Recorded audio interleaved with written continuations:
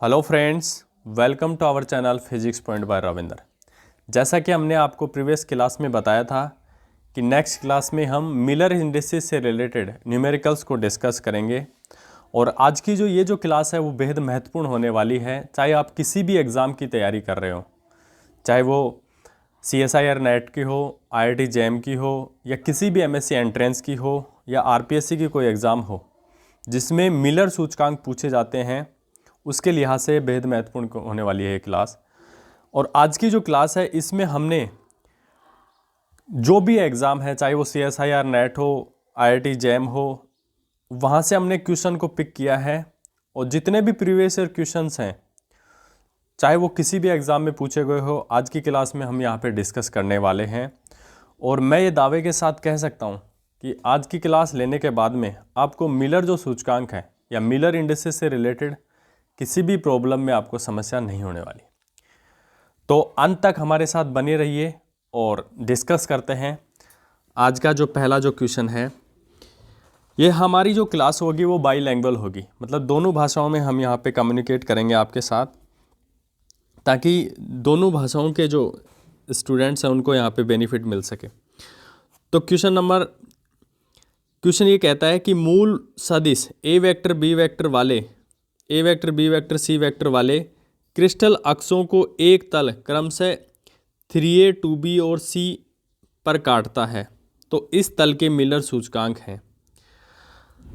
A plane intercepts the crystal axis with fundamental vectors A vector B vector C vector at 3A 2B and C respectively. The Miller indices of this planes are, मतलब इस तल के Miller सूचकांक क्या होंगे। Option a कहता है कि 3 2 1, ऑप्शन बी कहता है कि 3 2 3 6, और ऑप्शन सी थर्ड कहता है कि 1/3 1/2 1, और ऑप्शन डी कहता है कि 1/3 1/2 1/6। तो आपको क्या करना है कि जैसा कि हमने प्रीवियस क्लास में एक क्वेश्चन आपको वहाँ पे डिस्कस किया था कि कैसे हम मिलर सूचकांक से रिलेटेड जो क्वेश्चन हैं उनको सोल्व करते हैं। तो एक बार आपको वीडियो को पॉज करके अपना जो सॉल्यूशन है वो यहाँ पे लिखना है, उसी के बाद में आपको यहाँ पे सॉल्यूशन देखना है, तभी आपको इस वीडियो का बेनिफिट मिल पाएगा। वरना हम आपको सॉल्यूशन देंगे, आप सॉल्यूशन लोगे, बस इतना ही काम होगा। तो वीडियो को पॉज कीजिए और अपना सॉल्यूशन लिखिए। तो उम्मीद करता हूँ कि आपने वीडियो को पॉज किया होगा और अपना जो सॉल्यूशन है वो लिखा होगा। तो देखो, मिलर सूचकांक ज्ञात करने की जो विधि है उसके हिसाब से हमने आपको प्रीवियस क्लास में बताया था कि सबसे पहले जो मिलर सूचकांक हैं उनको PA QB और RC की फॉर्म में लिखेंगे। तो PA ratio QB ratio RC ratio, जो मिलर सूचकांक हैं उनको PA QB RC के फॉर्म में लिखेंगे। तो वो किसके बराबर है? 3A 2B और C। तो ये जो राशि है किसके बराबर हो जाएगी? 3A वेक्टर 2B और रेशियो लेके चलेंगे, रेशियो और C। अब देखो हम क्या करते हैं, ये पहली स्टेप है। फिर हम क्या करते हैं, PQR की वैल्यू निकालते हैं। तो P ratio Q ratio R की वैल्यू कितनी हो जाएगी? 3 रेशियो 2 रेशियो 1। इसके बाद में हम क्या करते हैं, 1/P 1/Q और 1/R की वैल्यू फाइंड आउट करते हैं, जैसा कि हमने आपको प्रीवियस क्लास में मेथड में बताया था। तो ये हो जाएगा 1/3 1/2 और 1/1, ऐसे कर लेते हैं। उसके बाद में हमने आपको बताया था कि इसके एलसीएम से इस पूरी क्वांटिटी को गुणा करना है। तो एलसीएम से पूरी क्वांटिटी को आप गुणा करोगे तो मिलर इंडिसेस ही प्राप्त होंगे। तो क्या होंगे, देखो इसका एलसीएम क्या हो जाएगा? 6 हो जाएगा। कितना हो जाएगा एलसीएम? 6। तो 6 को 1/3 से गुणा करेंगे तो कितना आएगा? 2, और 6 को 1/2 से गुणा करेंगे तो 3, और 6 को 1 से गुणा करेंगे तो क्या आ जाएगा? 6। तो यही क्या हो जाएंगे इसके मिलर सूचकांक, यही क्या हो जाएंगे? मिलर सूचकांक। यहाँ पे एक स्टेप में आप लिख लें एलसीएम से गुणा करने पर, एलसीएम से गुणा करने पर, ऐसे लिख लेना आप। तो उम्मीद करता हूँ कि पहला जो क्वेश्चन है हमारी धुआंधार क्लास का आपको अच्छा लगा होगा और अच्छे से समझ में आया होगा। चलते हैं नेक्स्ट क्वेश्चन की ओर। तो ऑप्शन कौन सा करेक्ट हो जाएगा? ऑप्शन देखते हैं ना। ऑप्शन बी जो है वो क्या हो जाएगा? करेक्ट हो जाएगा, 2 3 6। देखो मिलर जो इंडिसेस हैं कभी भी फ्रैक्शन में नहीं आते, तो ये तो आपके आंसर कभी नहीं होंगे। आपको हमेशा ये देखना है कि मिलर इंडिसेस कभी भी फ्रैक्शन में नहीं होंगे। नेक्स्ट क्लास की ओर देखते हैं, नेक्स्ट प्रश्न की ओर चलते हैं। नेक्स्ट क्वेश्चन क्या कहता है कि 3 क्रिस्टलीय अक्षों को ए रेशियो 3b रेशियो -2c के अनुपात में काटने वाले तल के मिलर सूचकांक हैं। The Miller indices of the plane which cuts the 3 crystallographic axis in the ratio a ratio 3b ratio -2c। मतलब उस तल के मिलर सूचकांक आपको ज्ञात करने हैं जो अक्षों को ए रेशियो 3b रेशियो -2c के रेशियो में क्या करता है, कट करता है। तो आपके पास यहाँ पे 3 ऑप्शन है, 6, 2, 3 बार, और ऑप्शन बी कहता है कि 2 बार 3, 1, ऑप्शन सी कहता है कि 1, 3, 2 बार, और ऑप्शन डी कहता है कि 2, 3, 1 बार। तो वीडियो को पॉज कीजिए और सेम मेथड जैसा हमने प्रीवियस क्वेश्चन में किया था वही आपको यहाँ पे लगाना है। और हमने आपको प्रीवियस क्लास में ये डिस्कस किया था कि जब मिलर इंडिसेस नेगेटिव में आए तो उसको बार से डिनोट किया जाता है। तो उम्मीद करता हूँ कि आपने वीडियो को पॉज किया होगा और अपना जो सॉल्यूशन है वो लिखा होगा। तो हम जो है अब यहाँ पे इसका सॉल्यूशन करेंगे। तो देखो, सबसे पहली जो हमारी स्टेप होती है वो क्या होती है कि जैसा हमने प्रीवियस क्लास में भी किया है कि जो मिलर सूचकांक है उनको PA, QB और RC की फॉर्म में लिखते हैं। तो PA ratio QB ratio RC बराबर क्या हो जाएगा, A ratio 3B ratio -2C, ये लिख दिया। उसके बाद में देखो हम क्या करते हैं, PQR की वैल्यू निकालते हैं, P ratio Q ratio R। तो अंतःखंडों का अनुपात कितना हो जाएगा, 1 रेशियो 3 रेशियो -2। तो देखो इसके बाद में हम क्या करते हैं, PQR का क्या लेते हैं, व्युत्क्रम लेते हैं, 1/P ratio 1/Q ratio 1/R। तो क्या हो जाएगा, 1/1 रेशियो 1/3 रेशियो 1/2। फिर हम क्या करते हैं, LCM से गुणा करने पर, क्या करते हैं, LCM से गुणा करने पर, जब हम LCM से गुणा करते हैं तो क्या आता है, हमें मिलर इंडिसेस प्राप्त होते हैं। तो इसको लिखेंगे HKL। हमने आपको बताया था कि मिलर जो इंडिसेस होते हैं उनको छोटे कोष्टक में विदाउट कोमाज लिखा जाता है। तो देखो इसका LCM कितना आ जाएगा, 6 आ जाएगा। तो 6 को 1 से गुणा करेंगे तो 6, और 6 को 1/3 से गुणा करेंगे तो 2, और 6 को 1/2 से गुणा करेंगे तो 3। तो ये क्या हो जाएंगे, मिलर सूचकांक। यही क्या हो जाएंगे इसके मिलर सूचकांक। तो उम्मीद करता हूँ कि ये क्वेश्चन भी आपको अच्छे से समझ में आया होगा। और इसका चेक करते हैं कि ऑप्शन कौन सा सही है। 6 रेशियो सॉरी देखो ये माइनस में था ना, ये माइनस में था, ये थर्ड वाला माइनस में था, तो इसके ऊपर बार लग जाएगा 3 बार। 6 2 3 बार, 6 2 3 बार, 6 2 3 बार। तो ऑप्शन ए जो हो जाएगा वो क्या हो जाएगा, करेक्ट हो जाएगा। तो उम्मीद करता हूँ कि आपको ये क्वेश्चन भी अच्छे से समझ में आया होगा। चलते हैं नेक्स्ट क्वेश्चन की ओर। नेक्स्ट क्वेश्चन है कि ब्रेवे जालकों की कुल संख्या है, तो total number of Bravais lattice is. तो ये जो क्वेश्चन है RPSC first grade school lecture 2014 में पूछा गया है। तो आपके पास 4 ऑप्शन है। ऑप्शन ए कहता है कि ब्रेवेज जालकों की संख्या 7 है। ऑप्शन बी कहता है कि ब्रेवेज जालकों की जो संख्या है वो 10 है। ऑप्शन सी कहता है कि ब्रेवाइस जो लेटिस है उनकी संख्या 12 है। और ऑप्शन डी कहता है कि ब्रेवाइस जो लेटिस है उनकी संख्या 14 है। तो ऑप्शन जो डी है वो क्या हो जाएगा, यहाँ पे करेक्ट हो जाएगा। तो ब्रेवाइस जो लेटिस हैं उनकी क्या हो जाएगी, संख्या कितनी है, 14 है।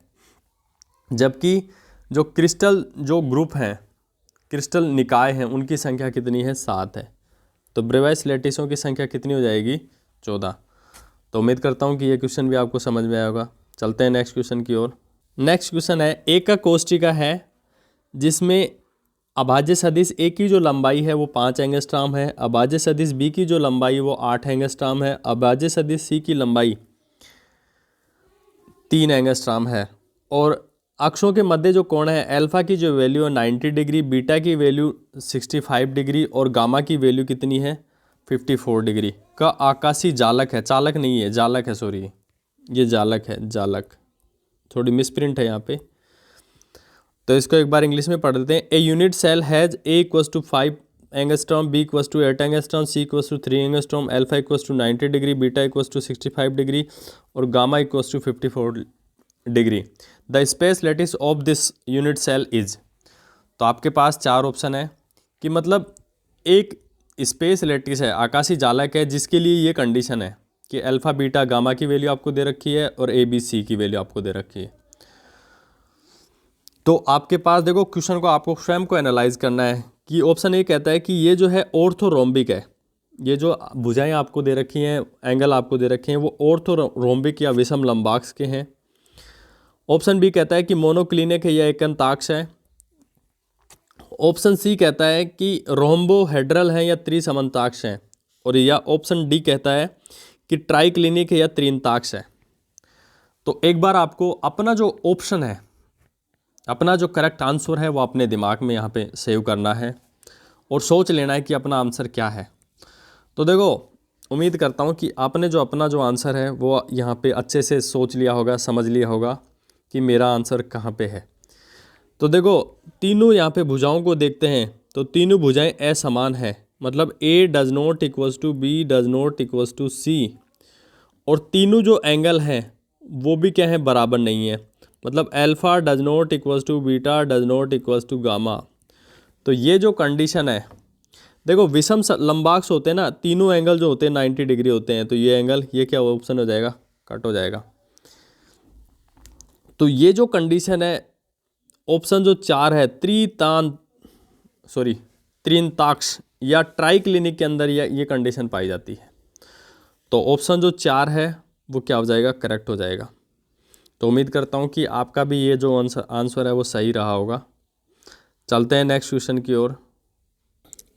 नेक्स्ट क्वेश्चन है कि 3 जालक नियतांक वाली एकक कोष्ठिका है, मतलब ऐसी एकक कोष्ठिका आपको यहाँ पे बतानी है जिनके जालक नियतांक अलग अलग हैं, तभी तो 3 जालक नियतांक होंगे। एक जालक नियतांक मतलब तीनों जालक नियतांक समान हो गए। The unit cell with 3 lattice parameter is, तो ऑप्शन ए कहता है कि टेट्रागोनल या द्विसमलंबाक्ष, ऑप्शन बी कहता है कि ऑर्थोरोम्बिक या विषम लंबाक्ष, ऑप्शन सी कहता है कि मोनोक्लिनिक या एकंताक्ष, या ऑप्शन डी कहता है कि ट्राइक्लिनिक या त्रिंताक्ष। तो देखो ये जो कंडीशन है द्विसमलंबाक्ष में क्या होता है, condition A equals to B does not equals to C, मतलब 2 जालक नियतांक इसमें समान हो गए, तो 1 और 1 2 ही हुए इसमें जालक, 3 जालक नियतांक नहीं हुए, मतलब ये तो एक ही हो गए और फिर इसके बाद में एक तो ये हो गया और एक ये हो गया, तो 2 जालक नियतांक हुए। विषम लंबाक्ष में भी, विषम लंबाक्ष में क्या होता है, A does not equals to B does not equals to C होता है।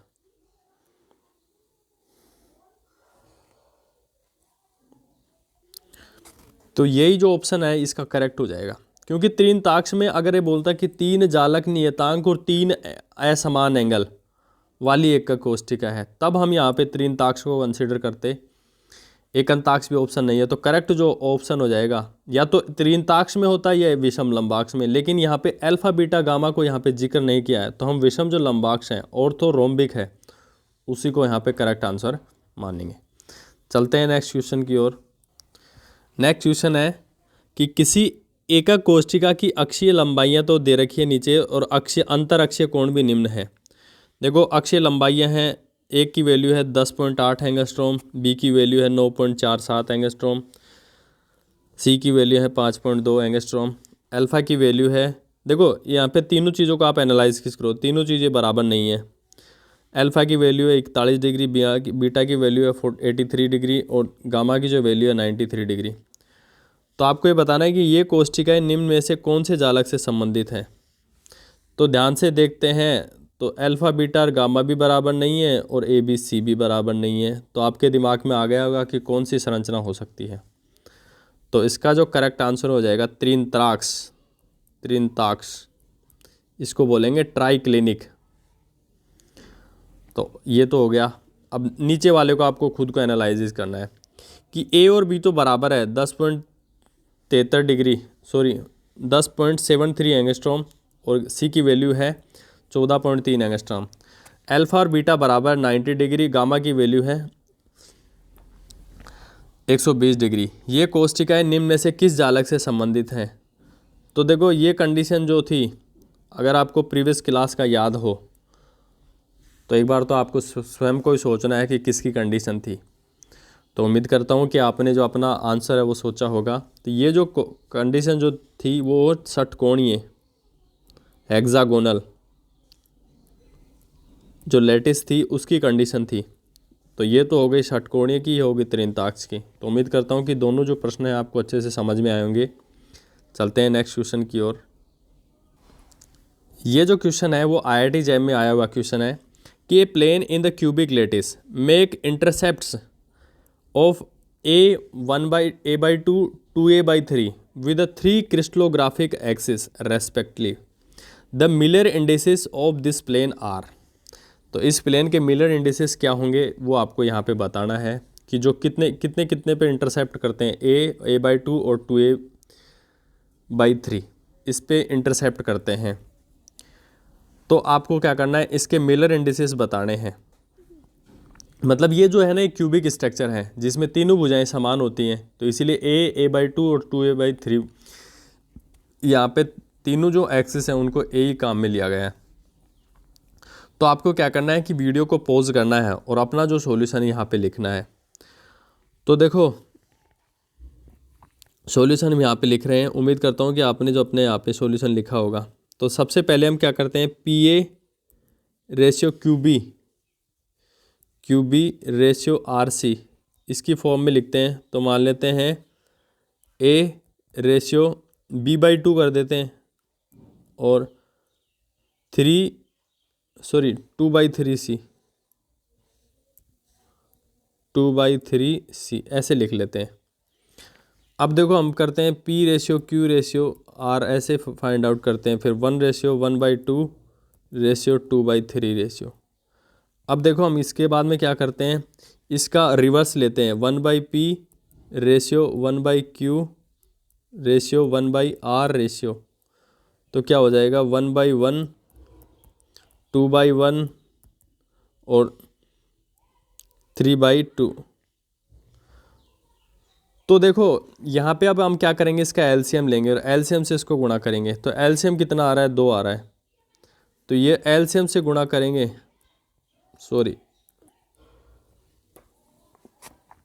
HKL। तो देखो एलसीएम से गुणा करने पे आप यहाँ पे लिख सकते हैं। तो एलसीएम 2 आया तो इसकी वैल्यू हो गई 2, फिर 2 को 2 से गुणा करेंगे 4 और फिर 3/2 से गुणा करेंगे 2 को तो 3। तो मिलर जो इंडिसेस की जो वैल्यू आई है वो कितनी है, 2.243। ये इसके मिलर सूचकांक हो जाएंगे। तो उम्मीद करता हूँ कि ये जो क्वेश्चन है ये भी आपको अच्छे से समझ में आया होगा। तो 243, तो ऑप्शन ए जो है करेक्ट है। देखो यहाँ पे ये इसको भी हमने दिखा दिया कि ऑप्शन ए है इसका। तो उम्मीद करता हूँ कि IIT जैम की ये जो प्रॉब्लम है ये आपको अच्छे से समझ में आई होगी। चलते हैं नेक्स्ट क्वेश्चन की ओर। नेक्स्ट क्वेश्चन है, ये गेट 2014 में आया हुआ क्वेश्चन है कि the Miller indices of a plane passing through the 3 points having coordinates 0 0 1 1 0 0 और 1/2 1/2 1/4।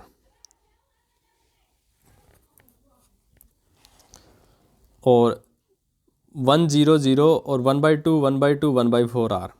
तो इसके ऑप्शन है, ए की वैल्यू है 2 1 2 और बी की वैल्यू है 1 1 2 1 1 1 और सी की वैल्यू है 1 2 1 और डी की वैल्यू है 2 1 1।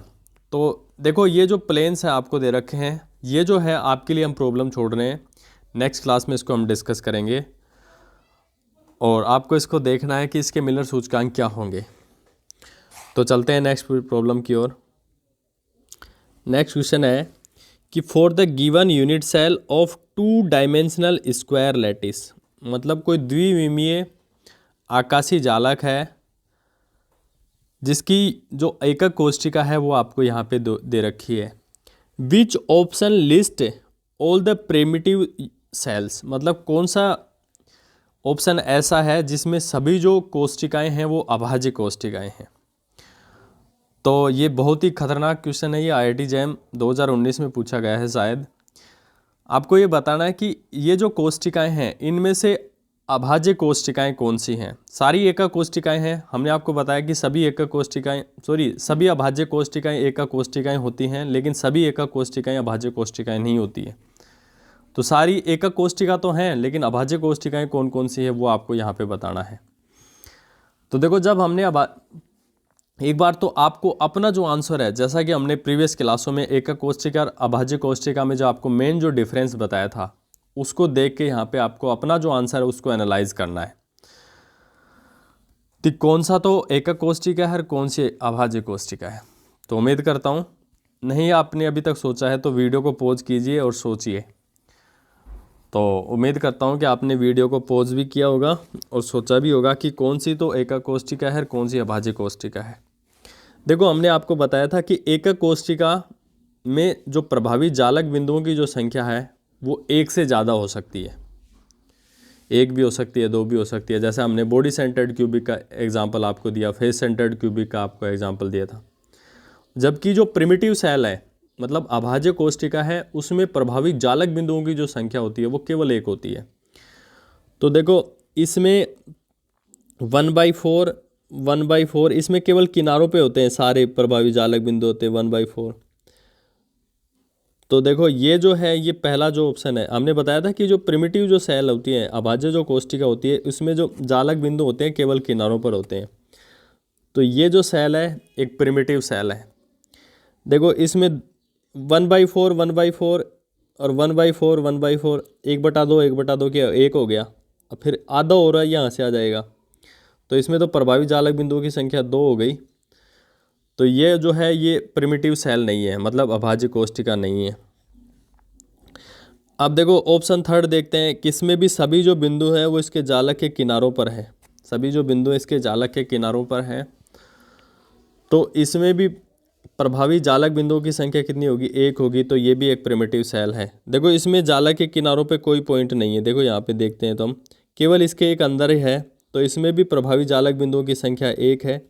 तो ये भी एक प्रिमिटिव सेल है, अभाज्य कोष्टिका है। तो 1 है, 2 है, 3 है, 5 नहीं है और 4 भी है, क्योंकि देखो इसमें किनारों पे नहीं है, केवल इसके अंदर एक जालक बिंदु है।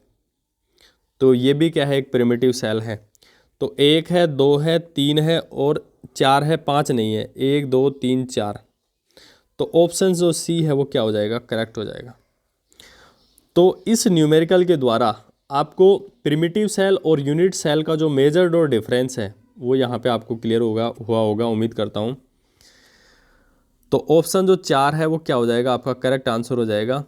क्योंकि हमने प्रीवियस क्लासों में आपके साथ डिस्कस किया था कि जो यूनिट जो सेल होती है उसमें जालक बिंदुओं की जो संख्या होती है एक से ज़्यादा हो सकती है, लेकिन जो प्रिमिटिव सेल होती है उसमें जालक बिंदुओं की संख्या केवल एक होती है। और जो जितने भी जालक बिंदु होते हैं वो तो किनारों पर होंगे, अगर किनारों पे नहीं है तो बीच में हो जाएंगे। लेकिन उसके अंदर जो इफेक्टिव लैटिस पॉइंट या प्रभावी जालक बिंदुओं की संख्या केवल एक ही होगी। तो चलते हैं नेक्स्ट क्वेश्चन की ओर। नेक्स्ट क्वेश्चन क्या कहता है कि एक तल AX पर 1, BX पर 2 और CX के समांतर प्रतिच्छेद करता है, जहाँ पे ABC आदिम स्थानांतरण सदिश हैं, मतलब अभाज्य सदिश हैं या जालक नियतांक हैं। तो तल के मिलर सूचकांक होंगे। देखो, जैसे जो चीज़ें होती हैं ना इंग्लिश में वही सही होती हैं, जो इंग्लिश में हिंदी में जो इंग्लिश का कन्वर्जन होता है ना, वो कोई ब्रिवाइस लेटिस बोल देता है, कोई ब्रेवे जालक बोल देता है। जैसे आप 12वीं में पढ़ते हैं कोई GAUS गोस, ऐसे नहीं है, ऐसे है। कई इसको गाउस बोल देते हैं, कई गोस बोल देते हैं। तो सबका अपना अपना तरीका है इसको ट्रांसलेशन करने का। बाकी जो इंग्लिश में जो वर्जन होता है वो एकदम करेक्ट माना जाता है। तो एक तल A पर A, B पर 2 और CX के समांतर प्रतिच्छेद करता है, तो आपको तल के मिलर सूचकांक याद करने हैं। तो आपके पास 4 ऑप्शन हैं। देखो, ये कोमा गलत लगा रखे हैं इसमें, ये राजस्थान यूनिवर्सिटी MSc एंट्रेंस की प्रॉब्लम है।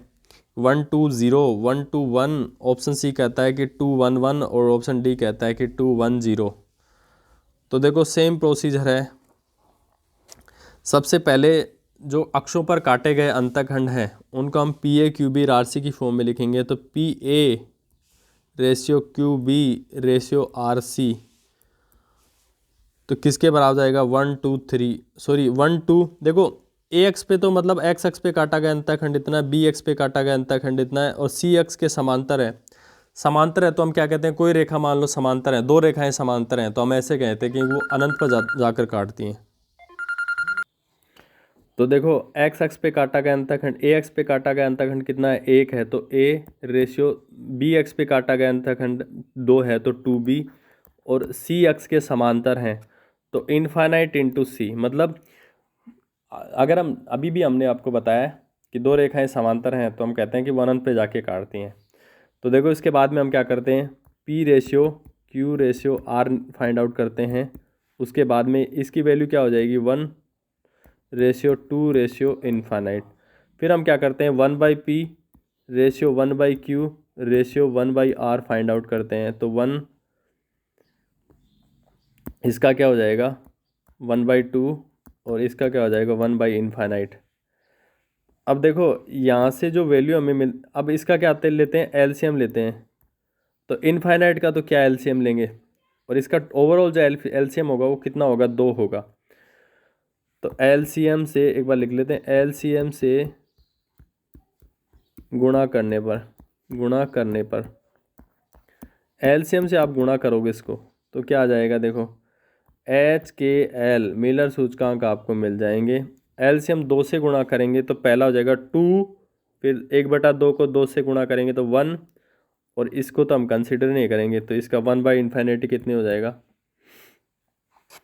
कंसिडर करेंगे, क्यों नहीं करेंगे भाई, 2 से गुणा करेंगे तो ये तो इन्फिनिट को 0 हो जाएगा, 1/इनफिनिट 0 होता है और 0 को फिर आप 2 से गुणा करेंगे तो 0 ही आएगा। देखो 2 1 0 तो ये इसके मिलर सूचकांक हो जाएंगे। तो ऑप्शन देखते हैं कि कौन सा करेक्ट है। तो ऑप्शन 2 1 0 ऑप्शन जो डी है वो करेक्ट है। तो फ्रेंड्स आज की क्लास में इतना ही। आगे की जो प्रॉब्लम्स हैं वो मिलर सूचकांक पार्ट 2 में आपके साथ डिस्कस करेंगे और आगे की थ्योरी को भी हम यहाँ पे डिस्कस करेंगे। तो आपसे रिक्वेस्ट है, अभी तक आपने हमारे चैनल को सब्सक्राइब नहीं किया है तो सब्सक्राइब करें, क्योंकि ये जो चैनल है वो आपके लिए बहुत ही बेनिफिशियल मतलब लाभकारी सिद्ध हो सकता है, जिसमें आपको फिजिक्स से रिलेटेड कंटेंट आपको यहाँ पे प्रोवाइड होंगे इन फ्यूचर में भी। तो आपको यहाँ पे चैनल को सब्सक्राइब करना है और अपने फ्रेंड्स को भी बताना है, मोटिवेट करना है उनको। तो मिलते हैं नेक्स्ट क्लास में, तब तक के लिए नमस्कार, जय हिंद।